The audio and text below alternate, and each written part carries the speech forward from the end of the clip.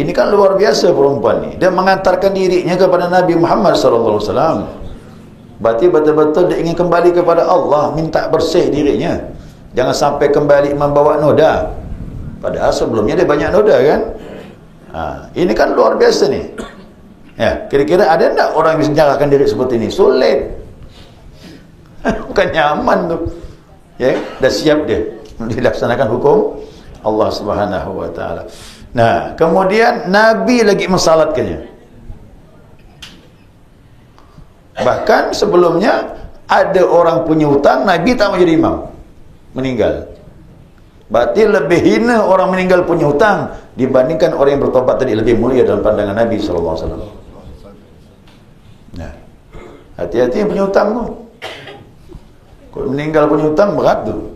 Sampai Nabi tak mau salat. Kenapa? Dia akan bermasalah di akhirat. Yang perempuan bertobat ni walau dosanya banyak, tapi dah menyerahkan kepada hukum Allah, dosanya habis. Dalam kubur selamat, akhirat selamat dia. Saya takut nanti di akhirat nanti yang paling banyak dosa orang Indonesia.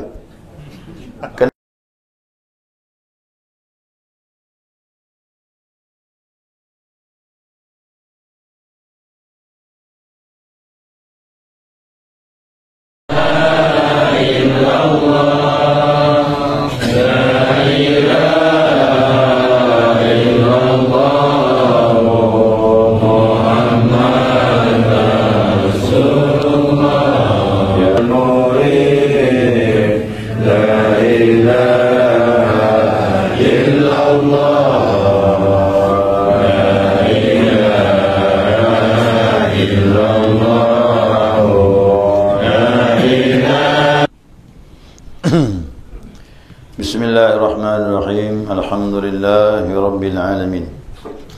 Allahumma salli ala nuril anwar wa siril asrar wa tiryakil aghyar miftahi babil yasar Sayyidina wa maulana Muhammadin al-Mukhtar wa alihi al-athhar wa ashabil ahyar adada ni'amillahi wa ibdalih. Subhanaka la ilma lana illa ma 'allamtana innaka antal alimul hakim. Allahumma dzakirna ma nasina wa 'allimna ma jahilna wa la hawla wa la quwwata illa billahil 'aliyyil 'azim. Qala musannif rahimallahu ta'ala wa nafa'ana bi 'ulumihi fid darain amin. Ya jemaah sekalian, jemaah subuh rahimakumullah. Assalamualaikum warahmatullahi wabarakatuh. Alhamdulillah, bersyukur kepada Allah Subhanahu wa taala atas limpahan rahmah, hidayah dan inayahnya sehingga subuh ini atas izinnya kita dapat melanjutkan kajian kita, mudzakarah kita, panduan kitab Al-Minahus Saniyah. Ya, sambungan mengenai taubat. Maka kata ulama dimaklumi, ya sungguhnya taubat itu adalah mendapatkan pengampunan dari Allah Subhanahu wa taala yang berhubungan dengan hak Allah. Ya. Jadi pengampunan dosa itu adalah pelanggaran dilakukan terhadap hak Allah Subhanahu wa taala. Nah, kita mempunyai dosa yang langsung kepada Allah. Dan itu jangan dipikirkan berapa besar dosa yang kita lakukan. Yang penting datang kepada Allah. Ya, datang kepada Allah dengan kesungguhan, insya-Allah Allah sambut dengan pengampunan. Dengan pengampunan. Nah, maka dari itu kata ulama bilang hak Allah, pamannya kita Muhammad dan sebagainya itu antara kita dengan Allah. Kerana berhubungan langsung, ya, tidak ada sangkut paut dengan hamba Allah. Kemudian wazulmul abdi li nafsihi birtikabil ma'asi. Kezaliman seorang hamba itu pada dirinya dengan berjalannya maksiat kepada Allah Subhanahu wa taala. Apapun maksiat yang langsung hubungan dengan Allah, datanglah kepada Allah. Bagaimana cara datangnya? Nah, sesuai dengan dari hadis Nabi sallallahu alaihi wasallam. Nah, ini kita datang dengan Nabi dengan apa? Dengan pintu taubat. Imam Abu Daud mengeluarkan sebuah hadis dari Abu Bakar As-Siddiq radhiyallahu an, qala an-nabi sallallahu alaihi wasallam laisa 'abdun yunzibu dhanban fayaqumu wa yatawadda'u wa yusalli rak'ataini thumma yastaghfiruna Allah illa ghufira lahu. Kata Nabi SAW, tiada seorang hamba yang berdosa, ya, fayaqumu, kemudian dia berdiri, yatawadda'u, kemudian berwudu, wudu yang bagus ikut Nabi SAW, wa yusalli rak'ataini, kemudian salatlah 2 rakaat, thumma yastaghfirullah, kemudian dia minta ampun kepada Allah, illa ghufira lahu, melainkan Allah ampunkan dia. Nah, jadi sebaik-baiknya kalau kita bersalah itu datang dengan Allah, menghadap Allah dengan salat. Nah, ini dikatakan ulama namanya salat taubat. Ya, maka salat taubat itu nasnya jelas. Hadisnya ini ya, hadis seperti ini. Jadi begitu terasa kita melaksanakan suatu maksiat, nah cepat kita berwudu. Bagaimana dengan mandi? Mandi dikiaskanlah. Ya, mandi dikiaskan dengan orang kafir masuk Islam. Dari syirik kepada tauhid sunnah mandi. Nah, ulama menkiaskan dari dosa menuju taat pun sunnah mandi. Gitu. Ya, itu yang terbaik. Nah, kemudian kata ulama menyatakan lagi duna syirku billahi ta'ala, selain dari syirik. Kalau syirik Allah tak ampunkan. Kerana dosa yang paling besar itu syirik. Maka kita belajar tauhid. Ya, belajar tauhid mital jannah itu yang kemarin kita kaji itu untuk membuang kesyirikan yang amat besar kepada Allah Subhanahu wa taala. Jadi Luqman al-Hakim itu, Luqman berkata kepada anaknya, ya bunayya la tusyrik billah inna syirka la zulmun azim. Hai anakku, jangan kau syirik kepada Allah. Syirik kepada Allah itu kezaliman yang amat besar. Nah, makanya orang kafir itu dia tak beriman sama Allah, itulah yang memberatkan dia untuk mendapatkan nikmat di akhirat. Nah, Allah itu untuk diibadahi dan jangan menyekutukan Allah dengan apapun. Nah, dulu di zaman Bani Israel, ya kan, Nabi menggambarkan supaya kita dapat pikiran ya bahwasanya tidak ada tertutup pintu taubat. Sebesar apapun dosa yang kita lakukan, yang penting betul-betul datang kepada Allah dengan taubatan nasuha. Kan pernah dengar tu kan? Dulu kata Nabi bilang ada orang yang membunuh orang lain 99. Bukan sikit-sikit tu Pak, 99. Jadi kita lihat preman sekarang pun tak ada yang orang bunuh 99 orang. Terlalu banyak tu. Ya. Nah, maka wajarlah dia datang kepada pendeta. Pendeta itu berkata bahwasanya dosa engkau itu terlalu banyak. Ya, aku pun tak berani memastikan dan belum pernah aku dengar orang bisa membunuh 99.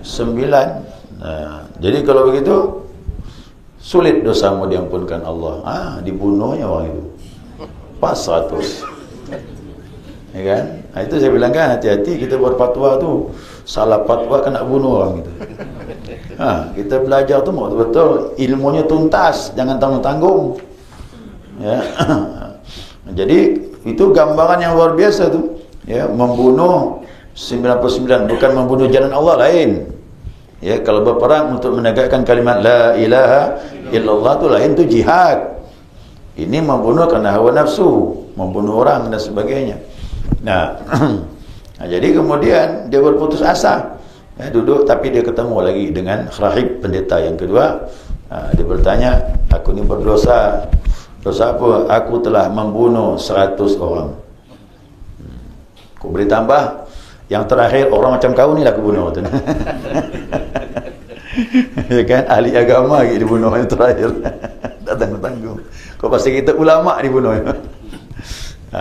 Jadi untuk rahib yang kedua ni orang pintar, cerdas, faham betul dia. Nah, dia bilang kau punya dosa seperti itu tetap diampuni oleh Allah SWT. Ya, tetap diampuni oleh Allah. Yang penting kau jangan tinggal di kampung ini. Kau harus hijrah. Ini makanya harus faham tu. Kita ni harus hijrah kalau berada di tempat maksiat. Kena sulit kita merubah diri di lingkungan tersebut. Lingkungan itulah yang kadang merosak kita itu. Jadi ulama itu bilang, kau berangkat dari kampung ini, pergi tempat sebulan. Di sana banyak orang yang taat, di sanalah kau lebih indah untuk bertobat kepada Allah. Ya, makanya orang bilang kampung itu menentukan. Kau nak beli rumah, tengok-tengok siapa tetangga. Jangan mandang murahnya. Orang Arab bilang, ya, al-jar qabla ad-dar. Tengok tetangga sebelum lihat rumah. Biar mahal, kok lingkungan bagus, boleh. Tapi kalau murah, lingkungan tak mendukung untuk taat kepada Allah, jangan. Itu kita jangan hitung-hitungan duniawinya, tapi akibatnya itu yang kita hitung. Ya.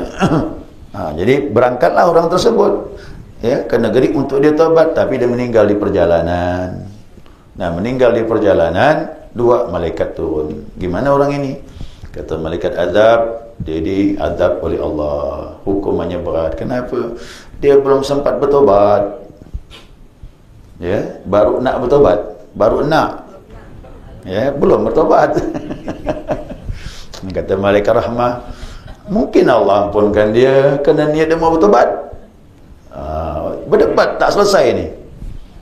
Akhirnya itu tadi turunlah malaikat yang ketiga. Malaikat yang ketiga ni bilang, aku dapat perintah dari Allah, ukur mana jarak yang paling dekat, ya, tempat dia bertobat tujuannya atau tempat dia maksiat beranjak tadi itu. Diukurlah, Pak. Dipanggillah bagian ukuran tanah. Ada pengukur tanah sini.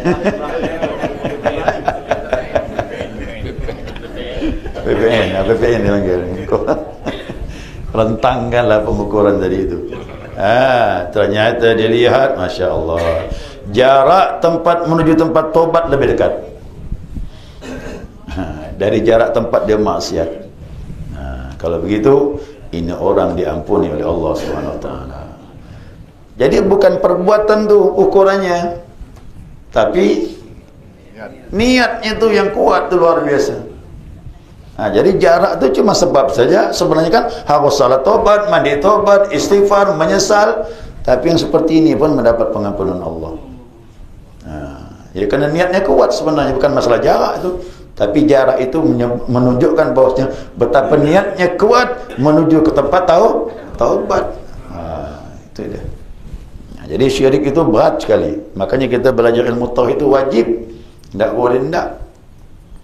Tak boleh tak. Kemarin dah saya sampaikan masalah bab zikir itu, pembahasan hadis Imam Ahmad bin Hanbal. Orang dihadapkan di hari kiamat dengan dosa yang begitu banyak dosanya, takut dia.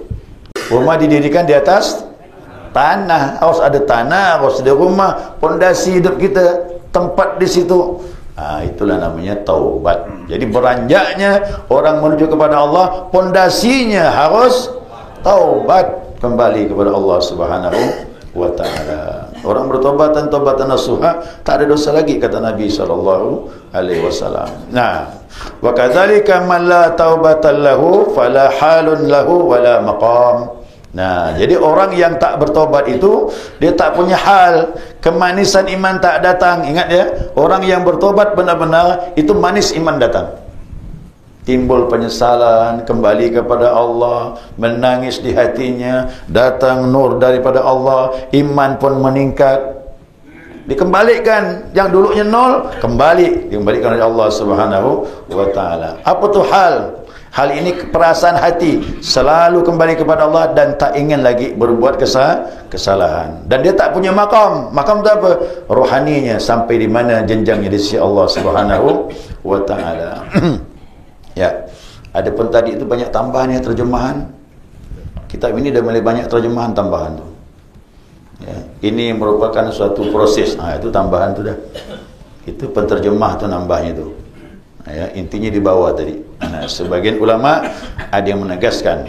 Ni ulama berkata, man ahkama maqama taubatahu, ya, siyama taubatahu, betul gitu. Taubatiha. Hafizahullah ta'ala min sa'iris syawaib allati fil a'mal. Siapa orang yang memperkuat kedudukan taubatnya setiap hari, Allah jaga dia daripada yang merosak amalnya. Jadi ikhlas muncul, yang merosak ikhlas akan hilang sendirinya. Nah, jadi taubat ini senantiasa memperbaiki amal kepada Allah Subhanahu Wa Taala. Bahkan bisa mendatangkan sifat zuhud. Apa zuhud? Nah, gini jemaah. Zuhud ini kalau dia datang, ya, dia walaupun memiliki dunia tapi tak cinta dunia. Itu yang nanti kita bahas tu. Macam mana caranya ni? Ini agak berat sikit. Kerana kebanyakan itu, kalau banyak harta, pasti cinta harta. Ini dalam ilmu tasawuf ni, kalau taubatnya betul, maksimal, tepat, insya-Allah keluar hatinya daripada mencintai sesuatu. Kena udah kembali, hatinya kembali kepada Allah. Ini pun boleh dipakai inna lillah wa inna ilaihi. Kembalilah tu orang taubat. Maka ikutilah orang yang kembali kepada aku, kata Allah. Jadi tasawuf ini jalan kembali. Kembalilah sebelum kau kembali fisikmu. Ya, artinya matilah sebelum mati. Ini jalan taubat. Belajar mati. Ini alhamdulillah sekarang jamaah kita berangkat pergi haji ni. Tak lama lagi. Orang tanya sama saya, apa hikmah haji ni Pak Ustaz?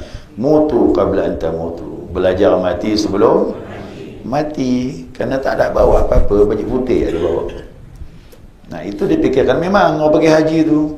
Ya, semuanya tinggal, rumah tinggal, anak tinggal, harta tinggal, rokok tinggal, usaha tinggal, kantor tinggal, semua tinggal. Berangkat ke Mekah. Kenapa? Kembali kepada Allah. Pergi kepada mahsyar, tengok baju putih. Itulah padang Arafah. Nah, jadi orang pergi haji ni saya sering sampaikan, ingat, haji tu belajar mati sebelum mati. Ya, tak ada sesuatu. Kerana orang haji ni pasti baliknya mendapat pengampunan Allah Subhanahu Wa Taala. Allah kan bilang di padang Arafah itu, kata Allah bilang, ya hai malaikatku, saksikanlah kepada mereka semua ni yang datang dari jauh, kata Allah bilang, bajunya kusut, berdebu, dia datang ke sini. Fashiru qad ghafartu lahum, saksikanlah aku telah ampunkan mereka semuanya, kata Allah SWT. Itu oleh-oleh orang haji tu balik bersih. Makanya saya ingat dulu, ya, masih ingat saya kecil tu, ada orang pulang haji tu, paman dari isteri saya. Waktu itu saya belum kahwin, ya, belum kahwin sama isteri saya tu, tapi saya dah kumpul dekat paman dia, saya kenal betul. Pulang dari haji itu, ada Pak Effendi itu kena penyakit mata tu. Mata yang terkeluar tu. Merah terkeluar biji mata tu. Gitulah. Begitu paman isteri tu datang, dia minta dijilatkan mata. Balik dari haji tu. Balik dari haji tu, dijilatkan. Yakin orang dulu tu, orang balik haji Pak, diminta doanya tu. Doakan, jilatkan mata saya ini, kata dia. Dia doakan lah. Nah, ya, setelah itu dia pun berangkat. Allah alam, mudah-mudahan dia sembuh. Waktu itu saya dah. Jadi orang dulu tu yakin orang balik haji. Kenapa diminta doanya? Orang dah diampunkan Allah, bersihlah. Kan macam malaikat, kalau tak ada dosa, doa makbul. Seperti itu tadi. Itu keyakinan orang. Makanya semuanya ibadah ini sebenarnya proses pengampunan. Salat pengampunan, zikir pengampunan, semua pengampunan. Apalagi salat taubat dan istighfar kepada Allah SWT. Jadi intinya begini, siapa nak kembali kepada Allah, kayak bayi, dulu dia bersih, kembali harus maka kembali sebelum meninggal bersih kan memang. Ini dunia, itu kembali yang paling indah, ya, itu kembali yang paling menyenangkan, insya-Allah. Amin. Ya, mudah-mudahan kita kembali kepada Allah, tidak membawa kesalahan dan dosa. Amin. Baik jamaah, sekali itu. Kerana banyak terjemahannya ni, tambah-tambahannya banyak. Saya ambil intinya lah. Ya.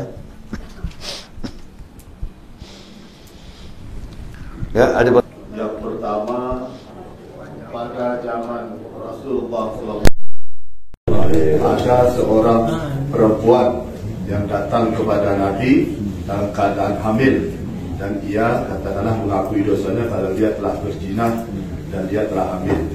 Terus kata Nabi, apakah kamu ada wali? Ada. Walinya datang, suruh pelihara dulu sampai ia melahirkan, baru dia menghadap lagi. Setelah dia melahirkan, dia menghadap lagi kepada Nabi dan dia minta had hukumannya, dan dia dihukum, katakanlah hukum rajam sampai mati. Terus Nabi menyolatinya. Terus Umar berkata, "Mengapa wahai Rasulullah, mengapa engkau solatkan?"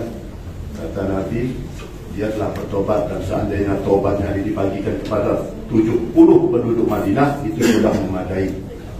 Nah, ini pertanyaan saya, ini apa? Maksudnya tobatnya ini katakanlah memadai untuk 70 penduduk Madinah ini, bagaimana Pak Ustaz? Terus dia ini kan katakanlah berzina sampai hamil. Terus kalau kita lihat hukumannya berat sekali Pak Ustaz. Dia bertobat kan sampai hukum mati Pak Ustaz. Katakanlah nyawa taruhannya. Nah, ini yang pertama Pak Ustaz. Terus yang kedua soal syirik ini Pak Ustaz. Kan Allah tidak mengaku. Kalau misalnya sebelum katakanlah dia meninggal, dia ini katakanlah syirik Pak Ustaz orangnya katakanlah. Tapi sebelum meninggal dia bertobat.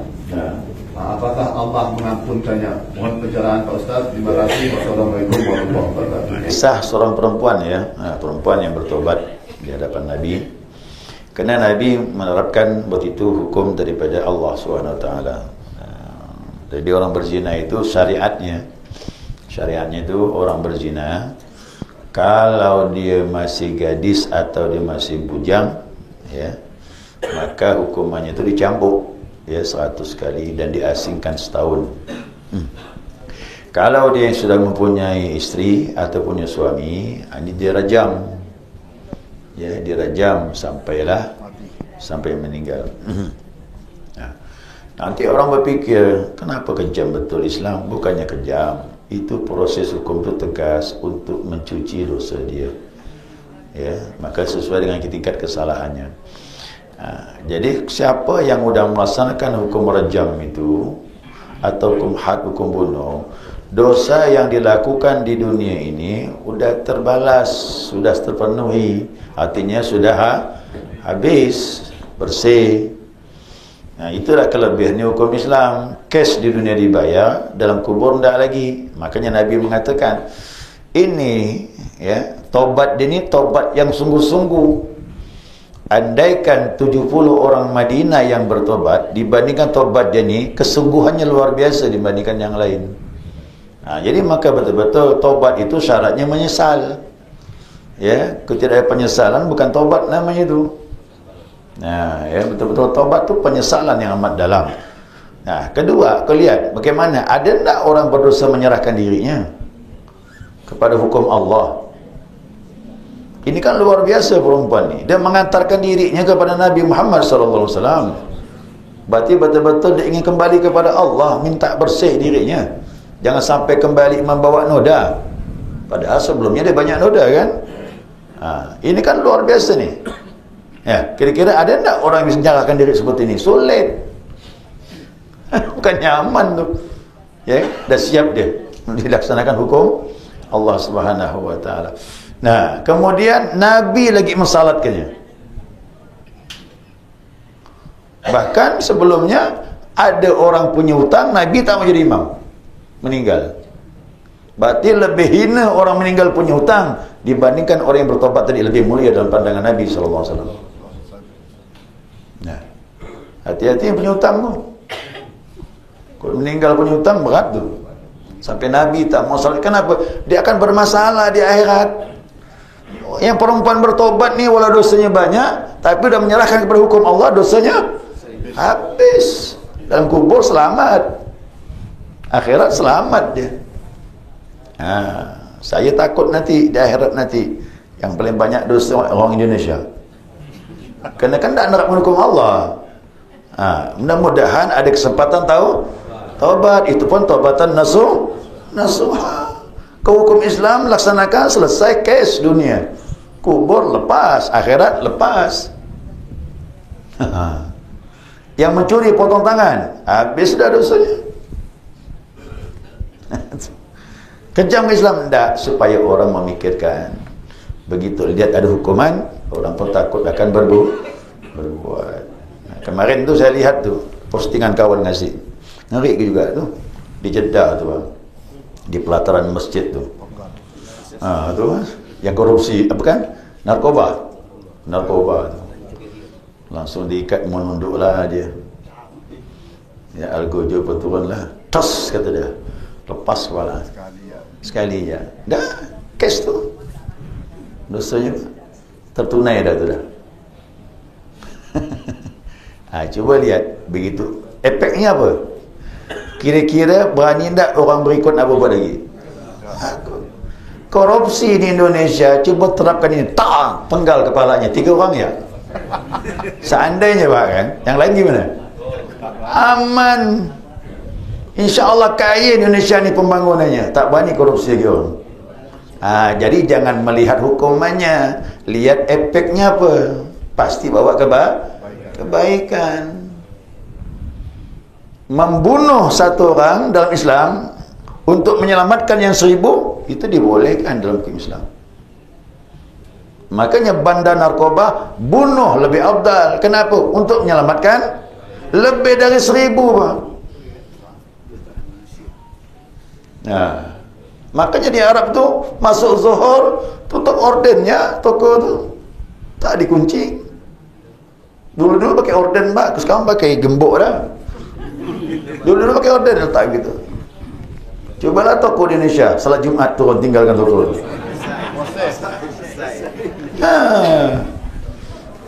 Jangankan barang, ordennya pun habis. Tapi hukum Islam takut orang nak buat, kalau ketahuan, kerana hukumnya bertegas. Saya yakin tu aja, tu berenang. Kalau yang korupsi dipancung Pak, dihukum, yang lain lemah lutut dia.